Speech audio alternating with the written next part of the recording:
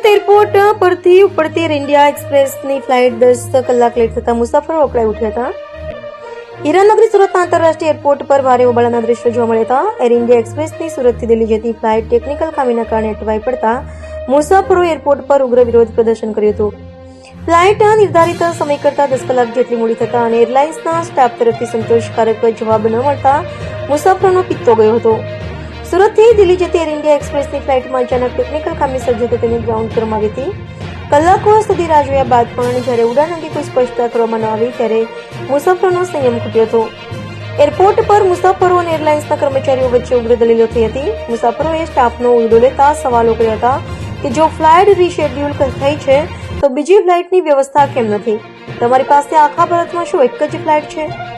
અમને રિફંડ કે હોટેલની સુવિધા નથી જોઈતી, અમને અત્યારે જ બીજી ફ્લાઇટની ટિકિટ આપો.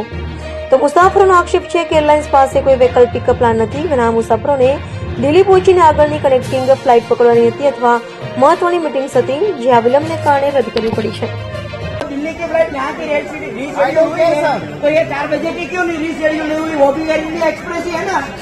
और आप जवाब कैसे दे रहे हो? तो उसका कस्टमर यहाँ पे जाएगा तो 4 बजे कैसे पहुँचेगा? वो मेरी दिक्कत नहीं है. मुझे रिफंड चाहिए.